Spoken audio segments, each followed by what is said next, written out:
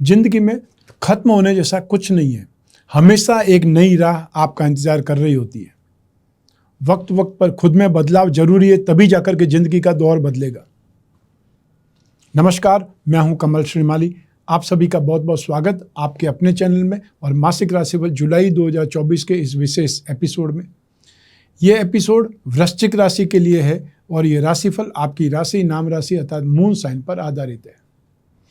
हर मासिक राशि फल के विशेष एपिसोड में बहुत सारे सेक्टर पर विश्लेषण करते हैं। इस बार भी वैसा ही करेंगे। सबसे पहले मैं आपको बतला रहा हूँ आपकी इनकम और इन्वेस्टमेंट के बारे में। जहाँ तक आपकी इनकम, गेन, प्रॉफिट या सक्सेस का सवाल है, राशि से 11th हाउस से, लाभ भाव से इसका विश्लेषण किया जाता है। आपकी राशि के लाभ भाव के स्वामी बुध है जो भाग्य भाव में स्थित है, तो आपको भाग्य का साथ यहाँ पर निरंतर 19 जुलाई तक मिलता रहेगा। साथ ही साथ राशि से लाभ भाव में केतु विराजमान है और केतु हमेशा उसकी वासना पूर्ति, लालसा पूर्ति नहीं हुई है, इसलिए वो हमेशा ज़्यादा एफर्ट करते हैं, ज़्यादा कामकाज करते हैं। उसका फ़ायदा आपको भी मिलेगा कि आप लाभ प्राप्ति के लिए कोई न कोई अवसर का इंतजार करेंगे और उस अवसर को झपट लेंगे। तो आपको जुलाई 2024 में सोर्स डेवलप करने के कोई न कोई साधन मिलेंगे, इनकम के सोर्सेज बढ़ सकते हैं और उससे आप फायदे में आ सकते हैं। राशि से लाभ भाव पर जो राशि से 5th हाउस के स्वामी है, बुद्धि बल के स्वामी बृहस्पति है, उनकी दृष्टि भी लाभ भाव पर है, राशि पर है और पराक्रम भाव पर दृष्टि है। तो ऐसी स्थिति में ये फायदा भी आपको मिलने वाला है कि आप बुद्धि बल से, अपने आइडिया से भी कोई न कोई कामकाज करेंगे। जो जॉब कर रहे हैं उनके लिए स्थितियाँ बहुत कंफर्टेबल है, बहुत आराम से आपका कामकाज होना है और आप कोई न कोई सोर्स इनकम का ढूंढने में कामयाब हो सकते हैं। चाहे वो जॉब वर्क हो सकता है, चाहे वो पार्ट टाइम हो सकता है, चाहे वो ओवर टाइम हो सकता है, किसी भी ढंग से आप अपनी इनकम को बढ़ाएंगे। जो लोग प्रोफेशनल्स है तो यहाँ पर बैंकिंग सेक्टर के प्रोफेशनल्स, फाइनेंस के प्रोफेशनल्स, आईटी सेक्टर के प्रोफेशनल्स, टेलीकॉम से संबंधित कोई प्रोफेशनल्स हो सकते हैं, उनके लिए जुलाई 2024 बहुत लाभदायक है। साथ ही साथ वे लोग जो ट्रेडिंग का काम करते हैं, इंश्योरेंस का काम काज करते हैं, मार्केटिंग का काम काज करते हैं, उन लोगों को सफलता सबसे ज़्यादा मिलेगी।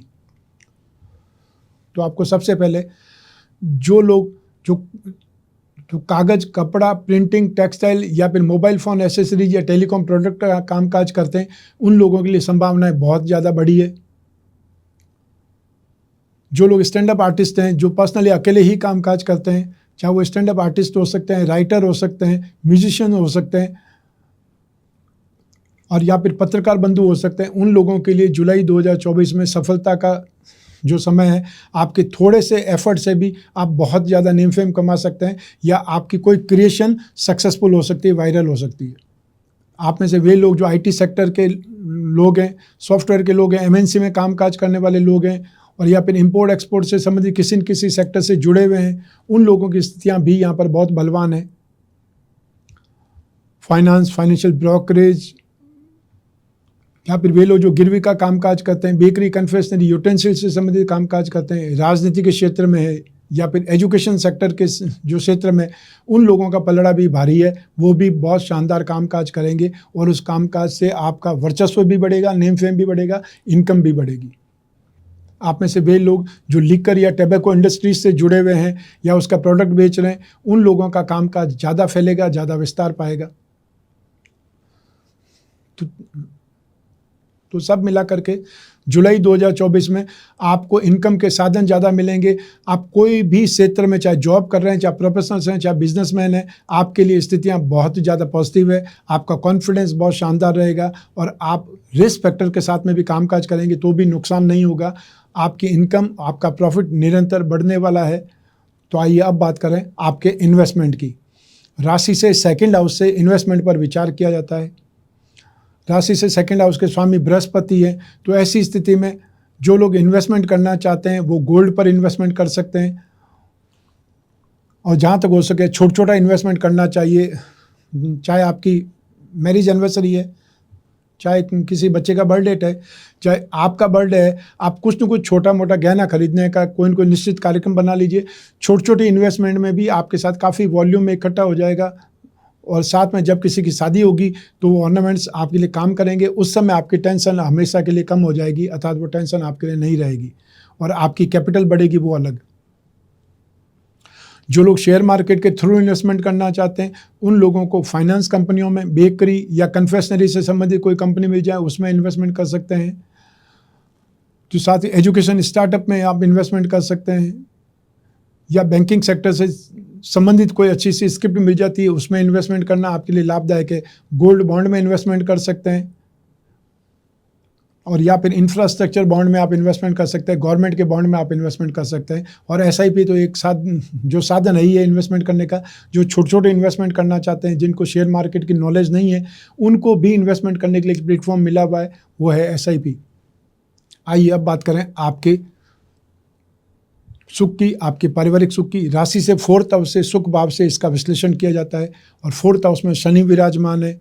शनि यहाँ पर केंद्र में विराजमान है, स्वराशि में विराजमान है। पंच महापुरुष में से एक योग, शश योग का यहाँ निर्माण हो रहा है। लेकिन इसी स्थिति को शनि का ढैया भी कहा जाता है। तो आपकी राशि का अधिपति चंद्रमा है और वृश्चिक राशि में चंद्रमा नीच राशि के होते हैं।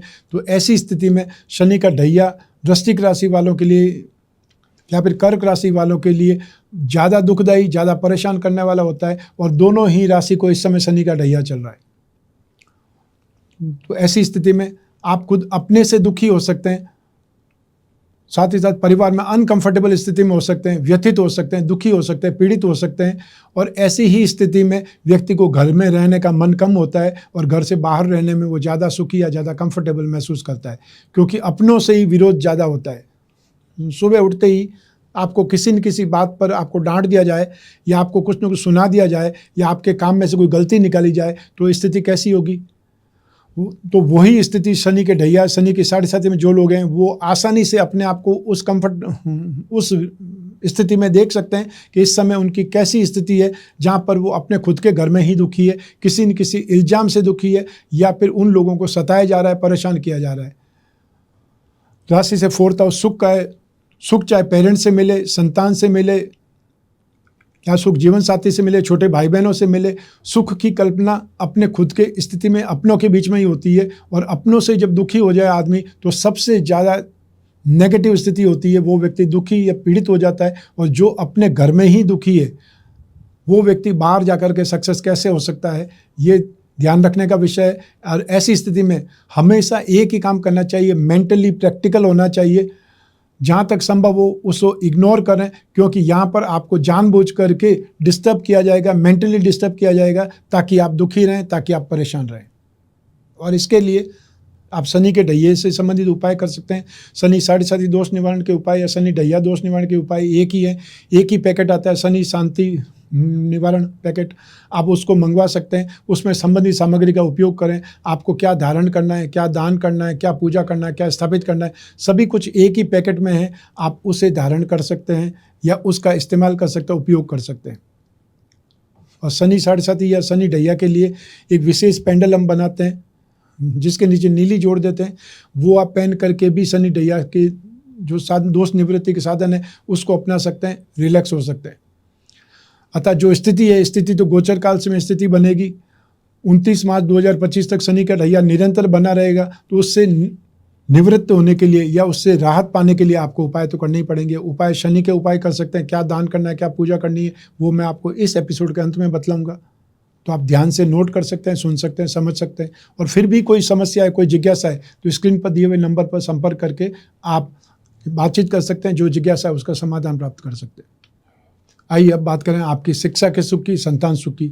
राशि से 5th हाउस से इसका विश्लेषण किया जाता है। राशि से 5th हाउस के स्वामी बृहस्पति हैं और बृहस्पति की राशि में राहु विराजमान है। तो ऐसी स्थिति में आप में से वे लोग जो फाइनेंस से संबंधित पढ़ाई कर रहे हैं या बैंकिंग सेक्टर से संबंधित कोई तैयारी कर रहे हैं या फिर MBA इन फाइनेंस कर रहे हैं, उन लोगों के लिए ये समय काल बहुत ज़्यादा बेटर है। जो लिटरेचर से संबंधित कोई न कोई जो एग्ज़ाम देने वाले स्टडीज़ कर रहे हैं या स्पिरिचुअल साइंस से संबंधित कोई स्टडीज़ कर रहे हैं, या फिर वो लोग जो स्वयं होने वाले समय, आने वाले समय में टीचर्स बनने वाले, प्रोफेसर बनने वाले, लेक्चरर बनने वाले, अतः एजुकेशन से संबंधित कोई न कोई कोर्स का हिस्सा है, कोई न कोई टीचर्स जो बनने वाले उसका हिस्सा है, तो आपके लिए ये समय संभावनाओं का है। आपके लिए समय अपने आप को प्रकट करने का है या आगे बढ़ने का है। जुलाई 2024 में आपका कॉन्फिडेंस, आपकी ग्रास्पिंग, आपकी नॉलेज आपका साथ देगी, आपके लिए आगे बढ़ने का स्टेप बनेगी, साधन बनेगी। आप में से वे लोग जो सॉफ्टवेयर सेक्टर से जुड़े हुए हैं, आईटी सेक्टर से जुड़े हुए हैं, या आर्टिफिशियल इंटेलिजेंस से जुड़े हुए हैं, और या फिर राहु से संबंधित किसी न किसी इंडस्ट्री का हिस्सा है, उस स्थिति में चाहे वो एमएनसी का हिस्सा है और चाहे वो आप फॉरेन करेंसी से संबंधित कोई कोर्स कर रहे हैं या स्टॉक ब्रोकर से संबंधित कोई कोर्स कर रहे हैं, उसमें भी आपके लिए यहाँ पर सीखने का साधन बनेगा। सीखने के लिए आप खुद लालच रहेंगे, आपका कॉन्फिडेंस बहुत शानदार रहेगा, और ये समय काल आपको सीनियर से कोई न कोई सपोर्ट मिलने से भी आपके डाउट्स क्लियर होंगे और आपका कॉन्फिडेंस बढ़ेगा, आपकी स्ट्रेंथ बढ़ेगी और आप कंफर्टेबल स्थिति में अपनी स्टडीज़ को आगे ले जाएंगे। जिन लोगों का कोई एग्ज़ाम है जुलाई 2024 में, उनके लिए बहुत सुखद स्थिति है, क्योंकि यहाँ पर मंगल की स्थिति है 26 अगस्त तक राशि से 6th हाउस में। राशि के अधिपति अपनी स्वराशि में, मूल त्रिकोण राशि में, राशि से 6th हाउस में मंगल की स्ट्रेंथ बहुत शानदार कही जाती है। और यहाँ भी एक सिद्धांत है, जो पापी ग्रह, क्रूर ग्रह, वो राशि से 3रे भाव में, 6th भाव में या 11th हाउस में शुभ माने जाते हैं। तो ये मंगल यहाँ पर आपके लिए जो भी कंपटीशन है उसमें आपके लिए सपोर्टिव है।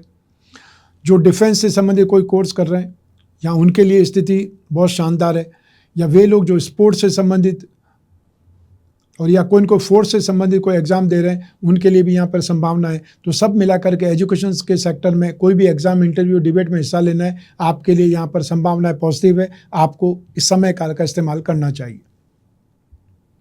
तो आइए अब बात करें संतान सुख की।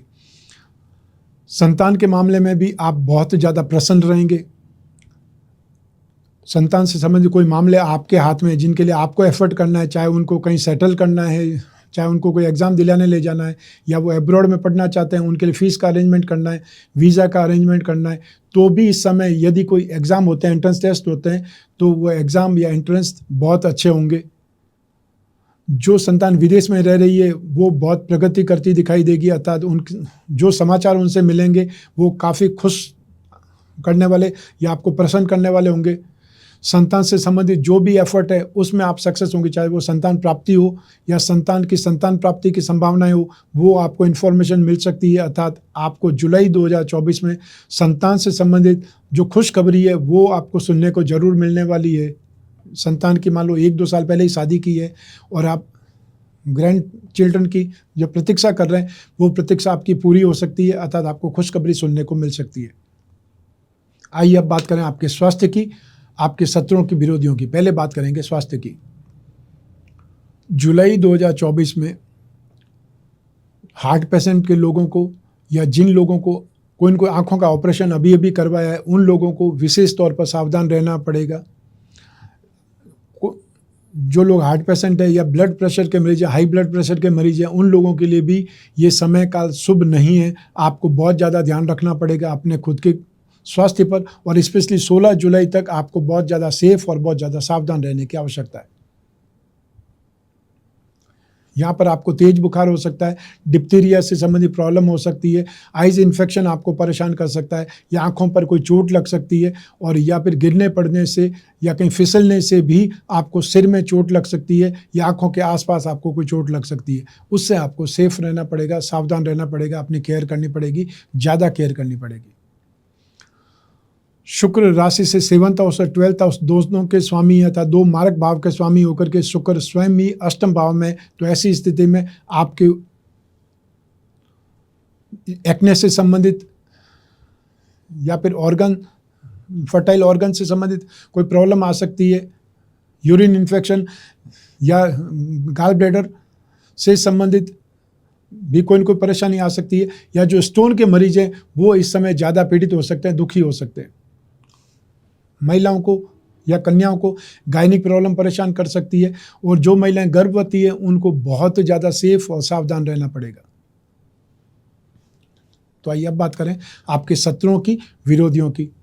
जुलाई 2024 में व्यर्थ के लांछन लग सकते हैं, या जानबूझ करके आपके खिलाफ साजिश की जा सकती है, बदनाम करने के लिए प्रयास किया जा सकता है। उससे आपको सावधान रहने की आवश्यकता है।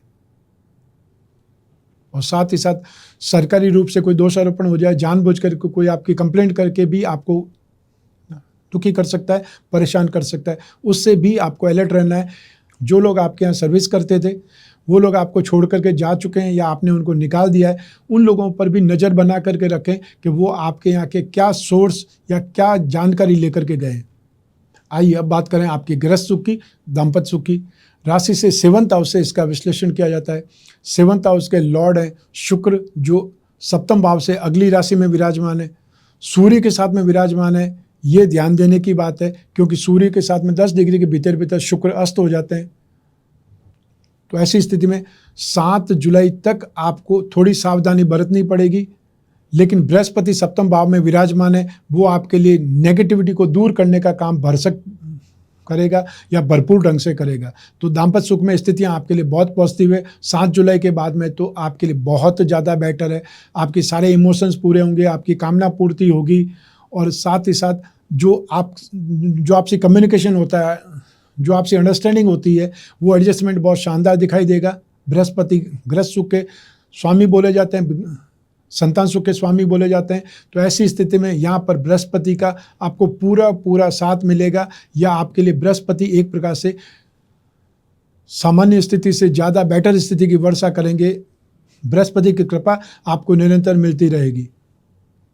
आप में से वे लोग जिनके विवाह की जो बात चल रही है, वो लोग यहाँ पर काफ़ी ज़्यादा कंफर्टेबल हो सकते हैं। 7 जुलाई के बाद में आपको 15 जुलाई से पहले फाइनल बात हो सकती है, क्योंकि 15 तारीख का मुहूर्त एक बहुत बेस्ट मुहूर्त है जिसको बड़ली नवमी कहा जाता है। देव शयन से पहले ये सबसे ज़्यादा जो मुहूर्त होते हैं वो 15 को होते हैं, अतः बड़ली नवमी को होते हैं। तो संभव है वो बात फाइनल होकर के बड़ली नवमी पर सगाई संबंध फाइनल हो सकते हैं, शगुन हो सकता है। ये स्थिति भी देखने को मिल सकती है। आइए अब बात करें उन लोगों की जिनके जीवन में कोई गहरी फ्रेंडशिप चल रही है या वे लोग जो कोई न कोई प्रेम प्रसंगों में या कोई न कोई रिलेशनशिप में, उनके लिए यहाँ पर स्थिति बेटर बनी हुई है। यहाँ पर आप दिमाग का इस्तेमाल ज़्यादा करेंगे, सिंपैथी ज़्यादा लूटेंगे या कामना पूर्ति के लिए कोई न कोई आप जो बात करेंगे वो झूठी हो सकती है। तो ऐसी स्थिति में स्वार्थ पूर्ति का माध्यम नहीं बनना है। जो भी रिलेशनशिप है वो आपके दोनों के विश्वास पर टिकी हुई है। अगर आप विश्वासघात करेंगे तो आपके साथ में भी फिर वैसा ही होने के अंदेशे हैं। तो आप अपनी जो फ्रेंडशिप है, अपना जो रिश्ता है, उसे बेहतर बनाए रखें, प्योर बनाए रखें, वो ज़्यादा बेटर है।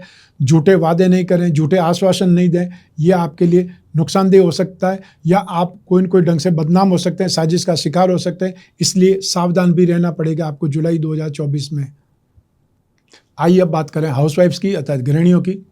जुलाई 2024 में जहाँ आपको सब कुछ सुख में मिलेगा, लेकिन आपको कुछ न कुछ तनाव का सामना भी जुलाई में करना पड़ सकता है। सास के द्वारा या देवर के द्वारा कोई न कोई आपके ऊपर टॉन्ट करने से या सताने से या परेशान होने से, क्योंकि वे आपके लिए कोई न कोई दुख का, पीड़ा का कारण बनेंगे या उससे आपको अशांति मिल सकती है।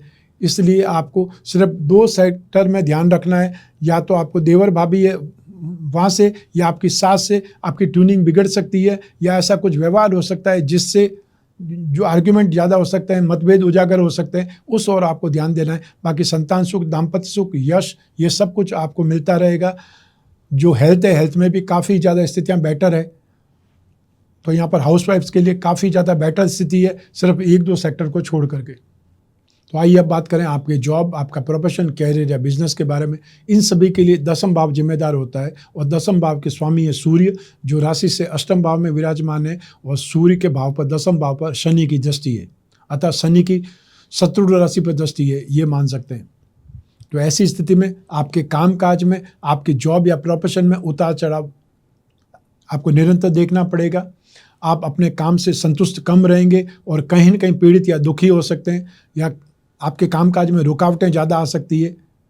आपको हर चीज़ को धक्का मार करके पूरा करना की जो कोशिश है वो करनी पड़ सकती है। तो आप में से वे लोग जो जॉब में हैं उनको ज़्यादा ध्यान रखना है। व्यर्थ के गॉसिप से या टाइम पास से बचना पड़ेगा।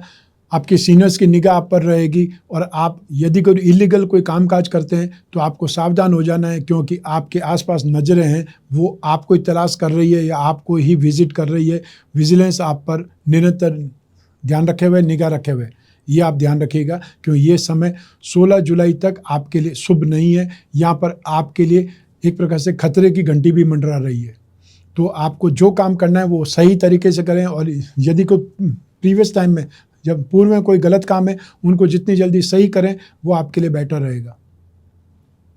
जो लोग गवर्नमेंट के अलावा किसी जॉब में हैं वो भी यहाँ पर नौकरी में सीरियस रहें, अर्थात जो आपकी काबिलियत है, जो आपका हुनर है उसको और ज़्यादा शानदार करें और ज़्यादा पॉलिश करें, जिससे आप उस फैक्ट्री के या उस जो डिपार्टमेंट के उस पोस्ट के लायक बने रहें। जो प्रोफेशनल्स हैं यहाँ पर उनके लिए जो लोग भी ब्यूरोक्रेट्स हैं उनको सावधान ज़्यादा रहना पड़ेगा, क्योंकि आपकी एक पॉलिसी या आपका एक डिसीजन बहुत लोगों को प्रभावित करता है। तो ऐसी स्थिति में जो भी आप डिसीजन लें बहुत ज़्यादा अलर्ट होकर के, बहुत ज़्यादा सोच करके या 2 बार सोच करके फिर उस डिसीजन को आगे बढ़ाएं।